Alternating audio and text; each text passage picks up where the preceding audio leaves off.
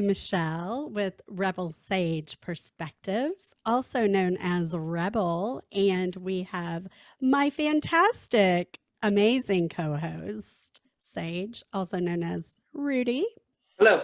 And we are interviewing the one and only, absolutely fantastically amazing Oh, God. Matt Ransdell. Did I say that right, Matt? You said it perfect, which is blowing my mind. Nobody Aw. seems to. Yeah, that's awesome. I'm so glad I did it right. I usually ask beforehand. I'm like, "Is this the correct? Tell me the correct way to pronounce your name." We And trusted then, it this time. We trusted it and yeah, it worked. It paid off. I know. Trust your gut. Trust your skills. There you go. So yeah. So Matt, Yes. you have done some cool, amazing stuff. Why don't you tell us about it and Good and tell gracious. us how you got started? Oh, Like goodness gracious. did this start with a dream? Did you start because somebody said, "No, you're Ooh, going to go do some theater in middle school," and it took yeah, off from there? I want to yeah. hear your story. Yeah, How, how'd you get the how bug? How'd you get the bug? what a brilliant question. And I wish I had this beautifully Disneyfied answer about it starting with a dream and following a wish and Tinkerbell Uh, came and No, none of that gritty. I like gritty. none of now that happened. It was all, don't worry, Sage, it's all grit. All right. our mutual friend Misty would be very happy to hear the Oh, Disney version of your oh, I know. Oh, story. You know she would. Misty has heard the most Disneyfied version I could potentially uh, uh, uh, pull out of the story. But first of all, I love your combat boots, and if I didn't say that now, I was gonna hold on to that for the rest of the podcast. So I don't know if they can see you the way I can, but the combat boots in the back of your wall are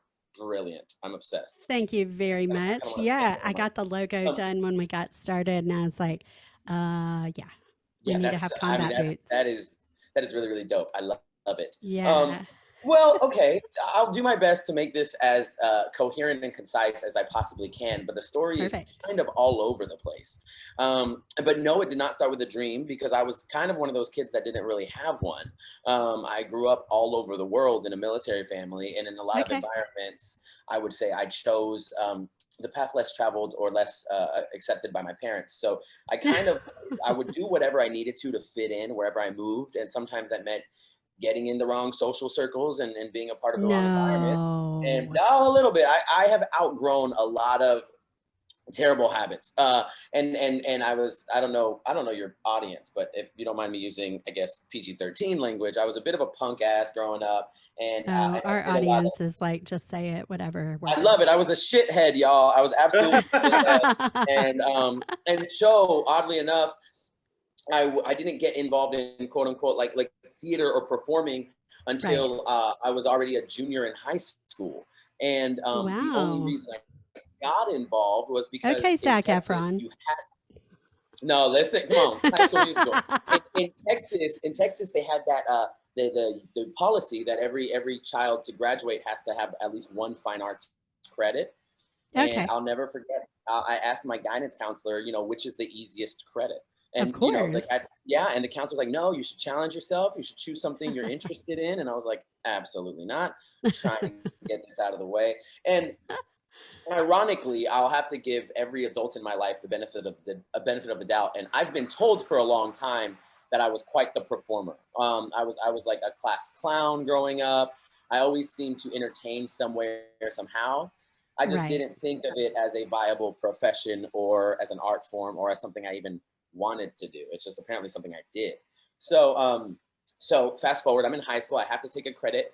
She eventually caves and tells me, well, most people take theater, and that's I played a lot of team sports in high school. So she told me a lot of your teammates and a lot of your classmates, they all do theater, and so essentially that was the easiest one.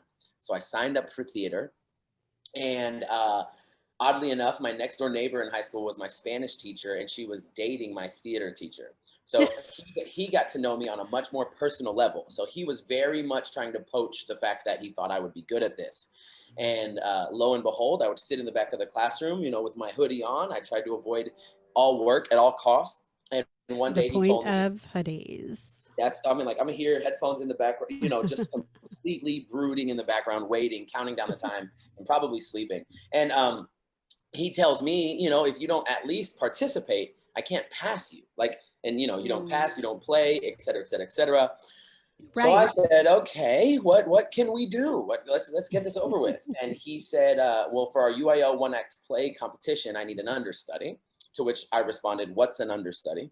And Right. he let me know it was kind of like, sitting on the bench. And then he tells me, I've never used an understudy in my career. You just have to have, for safety, you have to pad your cast. Sure. And I'm like, great, this sounds like something I can absolutely snooze through.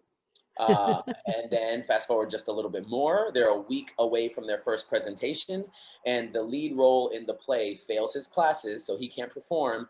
And who's the first understudy to go on for the lead with a week's notice? And had I done any of my homework or research? Absolutely not. Had I prepared or cared? Absolutely not. So within a week, I learned as much of the role as I can. I went to perform for the play competition, and I got a letter in the mail about 3 weeks after that from a university interested in potentially offering me a scholarship. And now I had been playing sports my whole life and had yet to get an athletic scholarship offer or interest. And so the first letter that offers me money for college was for theater.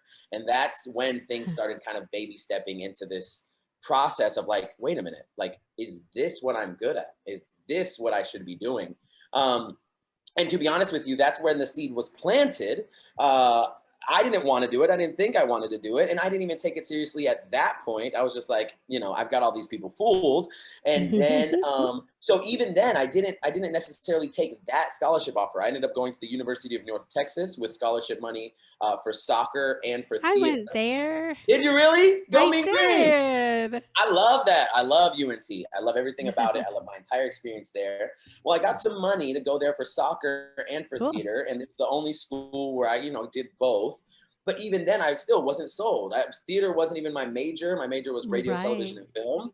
And it wasn't until I was 19 years old where, and this story is another mini long story, but I was 19 and I flew up to New York to have my first audition on Broadway. And it was for a musical called In the Heights, which just had its movie released this summer.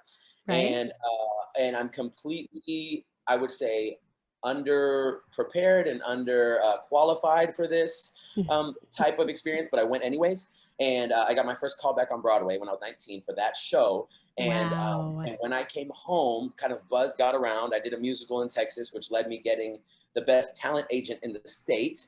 And within a week of being signed with her, I booked my first national commercial. And then, as you can potentially assume, the snowball just took off. And then I was rolling ever since that moment. So it was a slow process. I baby stepped my way in it. I drug my feet. Truly didn't think there was legitimacy in doing any of this. And now it's how I keep a roof over my head and how I pay the bills. And here we are. So that's amazing. Yeah. I love your story. Yeah, I try to give you as much of the clip notes as possible. There's so many silly, random, foolish happenstances that happen between there and here. And oddly enough, I don't know if I'm more proud of this or embarrassed by it, but like the fact that all of this happened without me taking it seriously is an insult to those who have taken it seriously their whole lives. And so one of the things. Don't tell them that. Sorry, y'all. You either got it or you don't. You either got it or you don't. No, I'm just kidding. That's absolutely not true. You can work your way in if you work hard. But what I would say is that truth of mine has manifested itself into my belief that like I don't want to do anything that I'm not right for. A lot of musical theater performers and a lot of actors will specialize or train themselves to the bone to be great at everything, to truly be triple threats, to be ballerinas and singers and actors, and they'll do Shakespeare or Greek or whatever, and they know they're able to say yes in every audition. They'll say yes, and they'll bounce from Frozen to In the Heights to Hamilton to Annie to Pretty Woman to whatever's out. They'll just go. They'll go to an open call. They'll go to a Disney call. They'll go to a cruise ship call. And some people are qualified for that kind of lifestyle because they have worked themselves into being at least good at a multitude of things. That wasn't my truth. I haven't trained since I was a kid. I'm not a triple threat. I don't believe that is me as a person. So I've turned that into just, I don't audition for something that I don't believe is right for me. If the part doesn't call for something I can relate to or something I think I belong to, then I'm not going to waste anybody's time. I'm not going to be in anybody's Oklahoma. I'm not going to be in anybody's. Are you sure you're not like my long lost son or It could be. cousin or something. I I'm mean, willing to bet like, you, if I was your son, I think you would have had me at a very young age, but I could be. Um, yeah, I very well could probably. be. It was one of those things where I'm looking at everybody try to be good at everything, and I was like, I don't think that's how it works. I don't think that's how it's supposed to work. And then I'm seeing people who are living the quote unquote dream, and they're miserable. And I'm like, yo, everybody in the world is praying and crossing their fingers at 11:11, making a wish to make it to Broadway. And then I'm looking at all my friends on Broadway and they're so miserable. And I'm like, oh, so there's something behind all of this where, so for me, it became more about being intentional. And that's when I had to watch a show like, let's say Newsies. And I was like, this show is incredible. I should never be in it. I had to watch these things and I was like, oh, this is beautiful. This is brilliant.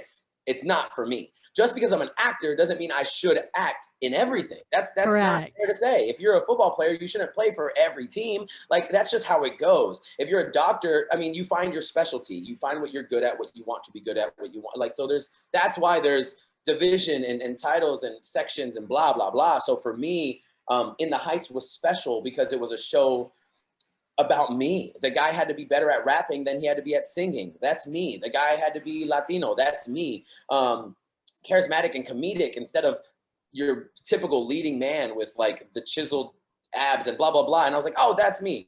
And then it's the same thing with Hamilton. Hamilton now is the biggest show on the planet, but all of my auditions and callbacks for that show have all involved hip hop. And that's a background I can relate to and that I come from versus like, I'd never make it this far at a Phantom of the Opera call. You know what I mean? So there is that reality check for me where I'm looking at all of these, you know, theater kids who care so, so, so deeply. And I love that for them.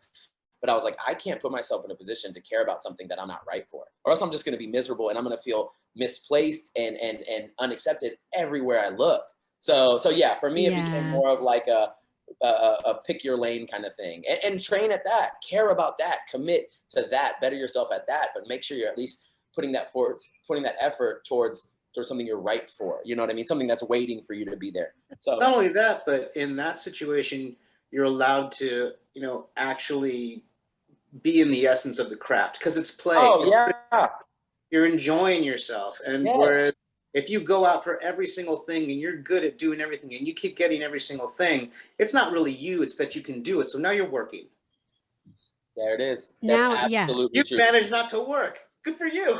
And when you do, when it becomes, I mean, there's so many people that let their careers, their professions, their dreams become like their personality or their essence or whatever. And then so ultimately for everybody, it's like, okay, well, when you clock out, who are you now? When you leave the stage, and it's tough for performers, especially for musical theater performers, and we'll get into TV and film later, but for musical theater performers, you're doing 8 shows a week, you're rehearsing nights or days, you're going into the weekends, maybe you're on tour, so now you're traveling the world playing this part, and then the reality is when you take that mask off, who are you? And how much of you have you sacrificed to be them? And so for me, I want to sacrifice essentially as little as possible. When somebody sees me on stage, I hope they see me. I hope they see Matt, and then I hope they see the character I'm portraying. And don't get me wrong, I like to get lost in the sauce. I truly like to transform. It's a really incredible part of performing, but I don't want to go so deeply into that realm, into that world, that by the time I pull out of it, I don't know who I am anymore. I think No Heath Ledger action. oh, no, None he's of like that. R.I.P. R.I.P. Incredible and Yes. brilliant, and there's so much about Yes. actors that you know, we won't get into mental health like that, or I'm not specialized Right. to do so, but it's like there's so much that lies beyond the surface. And then I have to think how many people choose this art form as an escape. And Oh, what are they yeah. escaping from? And that's the hard part. It's like no matter what, this is gonna end. Like no matter what, you're not like the Joker, you're gonna rap. You're gonna rap on the film, you're gonna rap on the movie, et cetera, et cetera, et cetera. So it's like how much of you have you lost getting there, and how much of you can you get back once it's done? Because eventually you got to take that Uber home. Like eventually you got to look in that mirror and wake up, and it's not the character, it's not the role, it's not the title, it's not the awards, it's you. So yeah, so I'm very, very blessed and very fortunate that everything I've done, I've gotten to do as myself, and I've gotten to bring the things that make me to the forefront. And I think that's what makes me great at those things. Because I fit. So yeah. So that's I credit a lot of my success to being intentional in what I'm searching for. I think I'd be a lot less happy and a lot less successful if I just tried to fit in everywhere, because I never will. And I will get beat out every time. There are better vocalists and there are better dancers. So if I just went up against them, 10 times a month, I'm probably going to lose 9 out of 10 times. And that's going to take a toll on my person. So I just started trying to go and putting forth effort towards places I felt like I belonged on paper and in theory. And it's worked out. It's worked out so far. Yeah, definitely. It looks like you've done a lot of voiceover work. I have done a lot of Now, voiceover. I don't know if you've listened to any of our podcasts or checked out any of our posts on Instagram or any of that. Oh, I creeped your gram just a little bit, but keep going. Okay, all right. Creep on, creep on. He said, But yeah, I started like I did a voiceover thing and it's coming out late this fall and I'm Yeah. really excited about it. And I know I keep Yes. talking about it, but I'm like totally amped. You've got a wonderful voice. Yeah. Oh, thank you. Welcome. So I really want to get more work with that. But Sure. yeah, it's really cool. But tell me, what was your favorite role that Oh you man. have So voiced? let me say this first. Or and most foremost. memorable? Voiceovers to me are the most fun form of work ever. Yeah. Because I'll show up to Funimation Studios or Okatron or Dallas Audio Post, and I could be in pajama pants, I could be in sweats, I got my glasses on, my hair's a mess, carrying a coffee mug in one hand, and it doesn't matter. It does not matter if I shaved or if I got my hair cut. It doesn't matter if I hit the gym. It doesn't matter if I did Yeah. skincare. Like nothing matters as long as I sound the way they need me to sound. So then obviously all of my self-consciousness goes into my voice, right? Am I drinking enough water, enough tea? Have I vocalized? Blah, blah, blah. Am I protecting my voice? But let me tell you the most fun I've ever had, because it's how I started in voiceover work. Okay. My agency has a really great relationship with Funimation. And for those of you that love anime or video games, Funimation is like the nucleus of exporting stuff from Japan to the United States. So Okay. whether it's Dragon Ball Z or One Piece or My Hero Academia or any of these anime shows, they fly in from Japan, go straight to I think Richardson or Flower, somewhere in that Flower Mound area, somewhere in that mid cities kind of area. They go Right. straight from Japan to there, and then from there they get outsourced to the world, right? And so the beginning of my career with voiceover was getting to do something called Walla.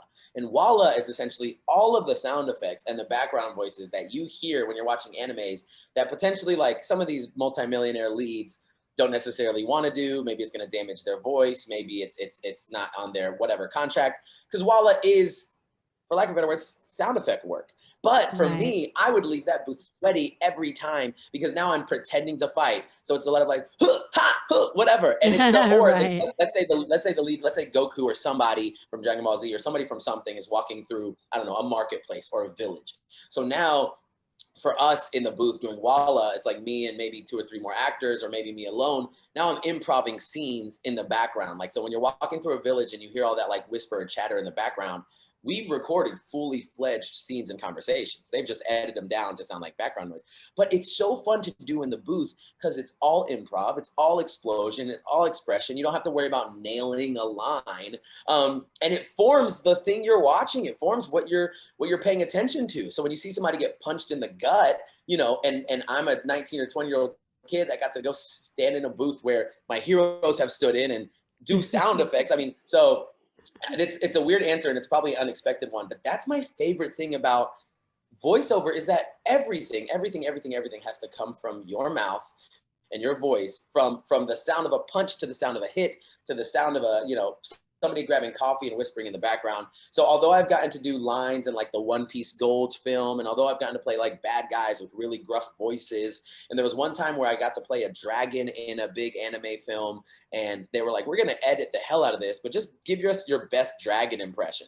So I'm in the booth acting like an idiot. And I'm like, rah, or whatever, right? And of course, you'll never know it's me. They're going to digitalize it and make it sound so monstrous. But it's so funny how that industry, it has to just start with my voice. So it is fun to do characters. It is fun to do lines. It is fun to play good guys or bad guys or young guys or old guys. But the most fun was just going in there and screaming and yelling and pretending that. It was so silly. And if you're filming it from the outside, you're like, these people look like they belong in an asylum. But it was so fun to do. and that my agent would send me there, and one day they'd be like, okay, you're a teenager. The next day they'd be like, okay, you're like a 46-year-old pirate, and this is the picture of, and that's the other thing. You're looking at, your microphone setup. You have some monitors, and one of the monitors might have your script on it. The other monitor has the clip of the cartoon you're doing, and then you're like, oh, I'm doing the voice for that guy, and then you're looking at this character, and you're like, oh, how do I feel like he sounds? How much different than me does he sound? So Right. it's just a lot of fun, and talking about something that's transformative. That's where I can go and be as foolish as I want to be and as cartoonish as I want to be, and I can leave everything behind and just have fun. So I'm excited that you're doing it, and that's kind of me. That's been, for me, I had the most fun when I was 19 and 20 and lost and just getting asked to scream. I was like, okay. And I got paid for it. I was like, okay. You're like, send me the check. Yeah, I like leave class, go to a booth, scream for like when I was in middle school, I used to sprint home from school to make sure I could watch Dragon Ball Z by the time it came on. Fast forward, a decade or whatever, and now I'm racing to the studio to record with the people that do this show. Like, that was one of my first full circle moments where I was like, holy shit, like, this is crazy. Nobody's gonna believe this. And hilariously enough, people are gonna think I'm such a tool. I don't actually watch animes. Like, I haven't never seen any of the things that I have done vocally. Never. I've never watched an episode. I've never watched a cartoon. I've done a lot of video game voices. I've never played the game. So it's like somewhere out there, my voice is alive and well and kicking and screaming, but I have no idea what it sounds like. I have not seen it. That's awesome. I don't think that makes you a tool. I think that's probably more normal. Right.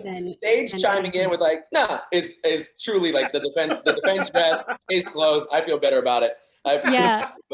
Well, it's an industry where they were foolish enough to pay you for screwing around. Why do you have to watch it? Now we're talking. Sage, do you want to get into management? Because I think I could use a guy like you.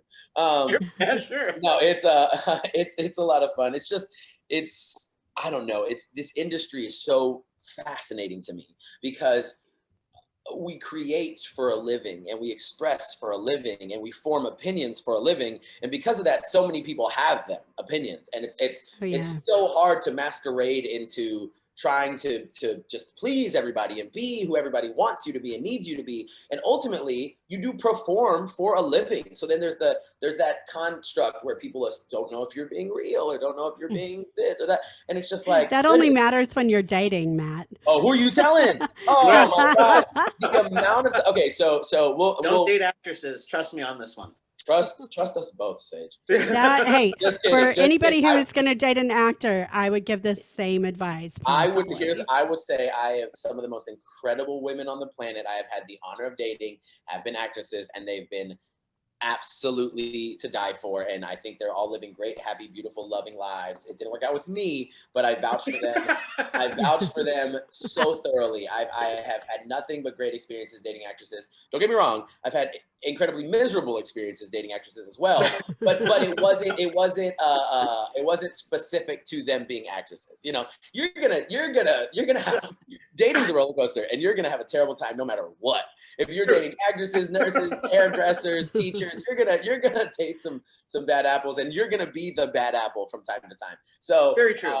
I am very much enamored with the women of the industry, almost to a fault. I should probably slow it down and diversify my dating portfolio. But what's hard is, and we'll go whatever way you've designed this podcast to go, but what's difficult is I'm also a motivational speaker, and I cannot have a conversation or give advice for the life of me without being told like, oh, you're doing that speaking thing. And I'm like, no, I'm literally just speaking. Like, I'm just having a conversation, but people can't seem to disassociate it from my work. Or if I'm acting, or if I'm charming, or if we're at a party and I'm telling a story and people are entertained, it's like, yeah, he's an actor. Told you he was an actor. You see what I mean when I say, and I'm like, can I be a human as well? Or can I be a human first and foremost who just happens to be good at acting? Can I be a person who just happens to be good at speaking instead of, I can't have a beautiful moment.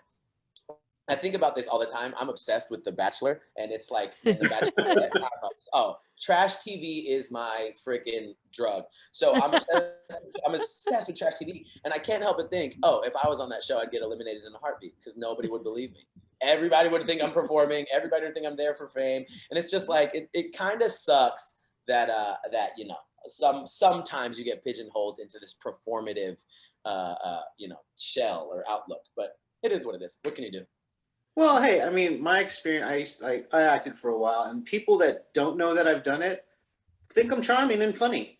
People that know that I've done it are kind of like, you acting for me right now? Or are you just being yeah. No, I never thought that. No, that's a lie. Well, they're lost. Well, and my rebuttal is always like, hey, we're all acting. We're all like, you can't. That's true. Like when people are like, social media isn't real, I'm like, shut up. Yes, it is real. It's just curated and produced the way everything else is. It's just as real as you in a job interview. It's just as real as you meeting somebody's parents for the first time. Like every one of us knows how to, code switch and chameleon to like fit whatever environment. So we can't act like, other people are more authentic or like we're all completely aware of where we stand and what presence we stand in. And so to assume that an actor does it better or more, it's irrational. Like, I'm just like, okay, say whatever you need to say to make yourself feel better. But every one of us does it. Every one of us puts on a show at some point or another. Yeah. I agree. True. Drop the mic. No, don't drop the mic. They're expensive. Don't drop the mic. Hello? Oh man, I was a teenager and I did that once because I was like, if I'm ever doing this professionally, I'm gonna drop the mic. Like it was a bucket list thing. And so I did. I think I was 19, maybe 20, and I dropped the mic. And I deserved to. Like I'm not gonna lie, I like had a really great quote, left it on a really great moment, and I was like, that's my time. Bah, and I dropped the mic and I got chewed out by the sound guys backstage. Right. Like, you know how much they cost? And I'm like, no, I've just always wanted to do that. So I've never dropped the mic since. And sometimes now, like I have dropped the mic like onto a pillow or something like that, just for fun. I'd be like, hold on, let me get that pillow. And then I drop the mic. But anyways, never doing that again. I think I'd probably have a heart attack if somebody picked up one of the mics in the studio and went, mic drop. No. Yeah. This is the day you die. Yeah. Put that mic down. Oh, drop the mic metaphorically, but don't literally. Yes. I like to do a leave it on the stand. That's just great. Point at it on the stand and walk away. Slow walk. Yeah. That's brilliant. Watch. Instead of a pimp. I'm gonna tag you. I'm gonna get somebody to film me doing that the next time I speak on stage, which has been way too long. Instead of a pimp walk, we can have a mic walk. Oh, just point it, but I want to point it at the entire time I'm walking away. Like this. Right. Yes. But I want them to leave I want to leave, but then leave the lights on. Like the spotlight better still be on the mic. Right. Yeah. This is a very dramatic moment. Yes, you should do that at your next speaking engagement. I'll let you know. Just set it up and have them record it for us. That's brilliant. Okay, that's the best. Go ahead. So how are those coming up with all the lockdown, semi-lockdown, coming out of lockdown? Sure. Do you know what's happening? We don't know what's happening. Sure. How is all this playing out for you? Well, how do I say this? Where I quote unquote taken a hit is performing live. So I have not done a live speaking engagement in now going on almost 2 years or whatever. Jeez. And I've not done anything on stage theatrically necessarily in the same amount of time. I did get to do one little moment in Texas where I got to host an event live, but that's just because Texas was trying to be all cutting edge. So this was last May. And even then it was so distant and masked up and everything like that. And at that point I'd been vaccinated. But for the most part, my work has gone all digital, all via screen.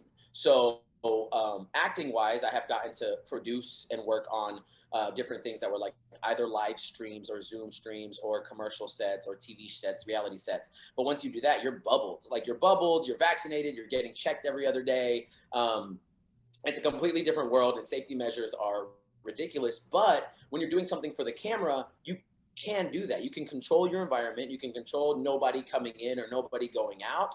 And although it requires a lot more of a budget and a lot more protocols, you can still kind of get it done.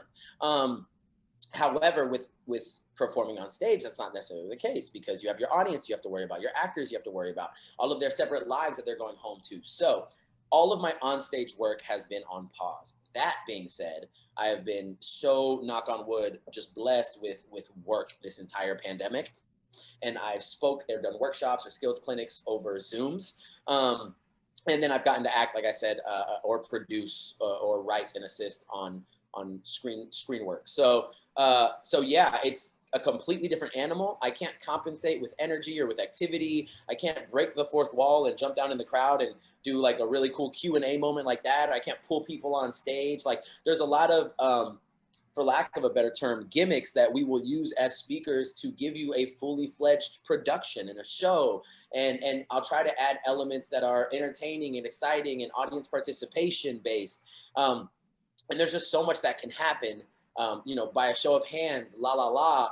Right. That you don't get on Zoom. So yeah, there's nothing like a live room in any kind of entertainment. Nothing like 100%, 100%. I would say that. But the one thing I have learned this past, year and a half, 2 years, has been I have to be worth my weight on text, like on paper. Like in other words, there's a lot of speakers that will compensate for with the entertainment factor, and when you take all the way, you're like, oh, you're not really saying anything. Like you're kind of a bumper sticker speaker. Like you know what I mean? Like you just like shoot for the moon and you land on a star kind of guy. And I'm like, okay.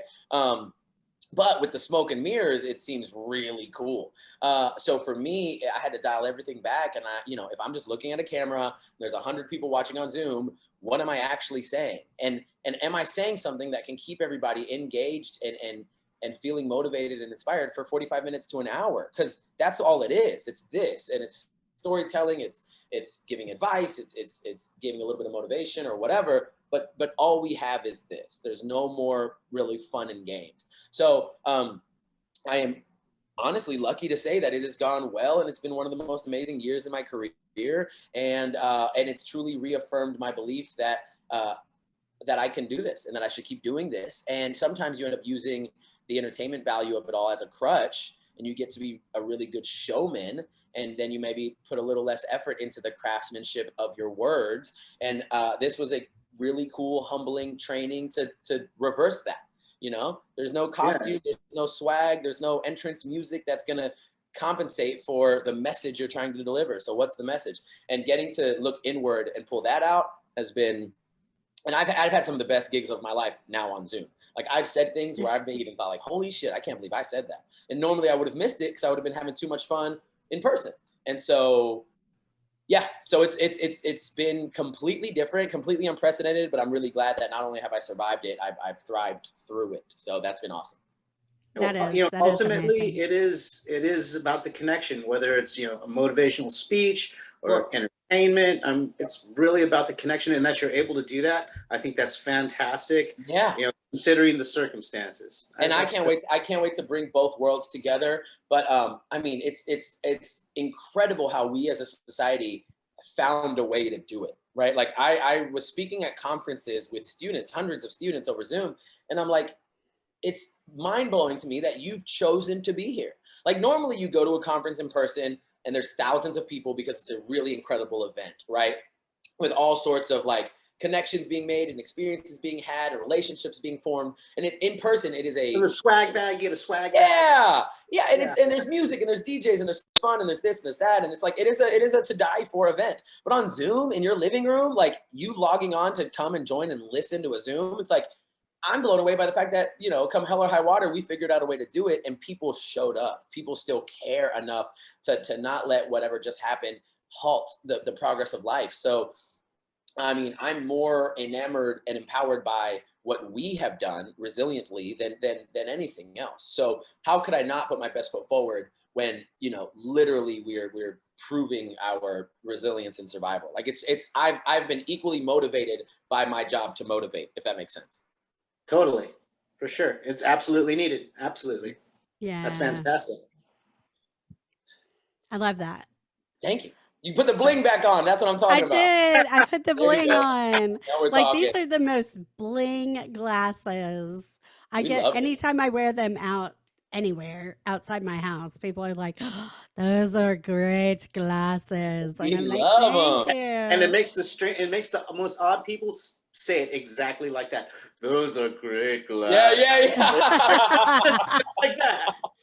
Because we appreciate a good Drac impression. Yeah, of course. Please. Shout out to Drag. Your glasses. Shout out to Drag. Yes. Right. Oh yeah, totally.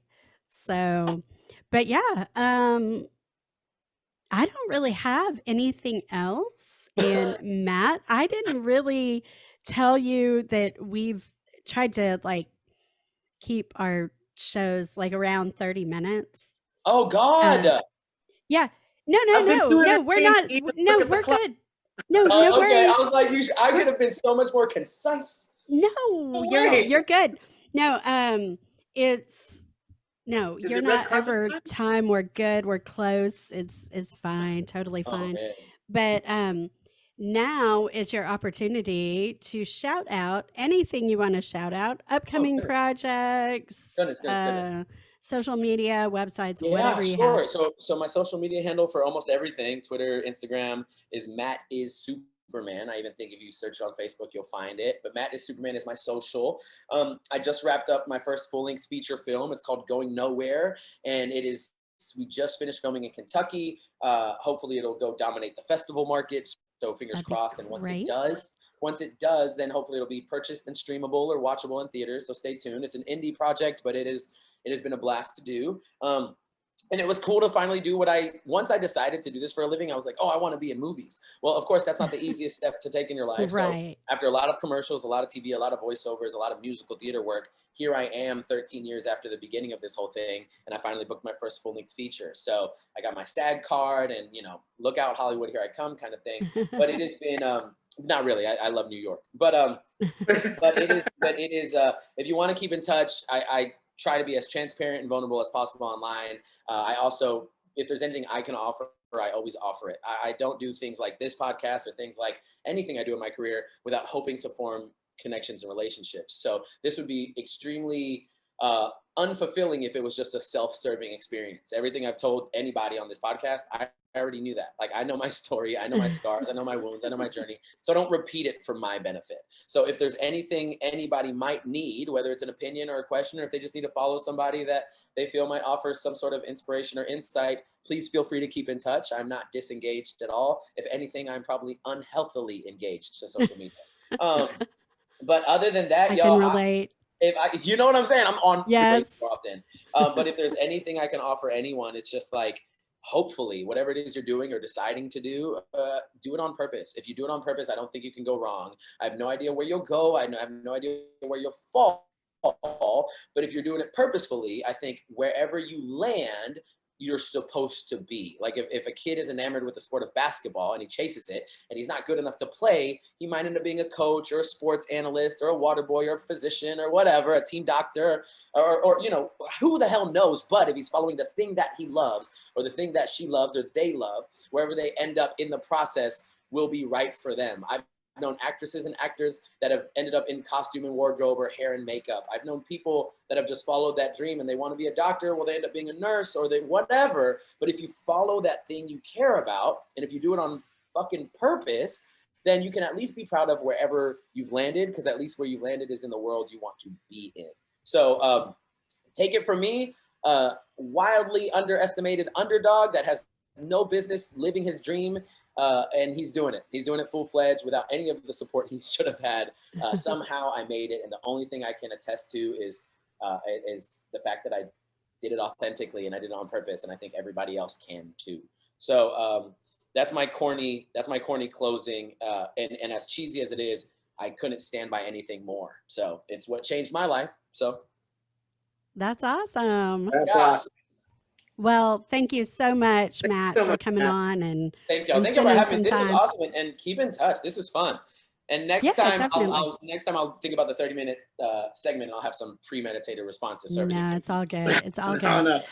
I didn't give you much to work with. I was like, come on, get on the podcast. You know what's so funny? I thought about that this morning. I was like, should we have asked, or what kind of questions is she? Or like, what are we wanting? And then I was like, you know what? No, I would have hated it if we did. I love this diving into the deep end and let's see if you can swim kind of thing. It's so fun. And some people, like some of the Hollywood people that we've had, are like, they want their questions. I know. They want them ahead of time. And I'm like, no, that's not. I used to do that, but that's not really how we roll. No, I mean, I don't know. That's what people enjoy listening to. Like, okay, great. I'm going to give you the questions so you can spend a week scripting your answers. And then if for any reason we toss you a curveball, now you freeze. And now it's, we don't need that. Nobody wants it. They want the real stuff. Yeah, I don't want your rehearsed humanity. I want your humanity. Come on, say right, right.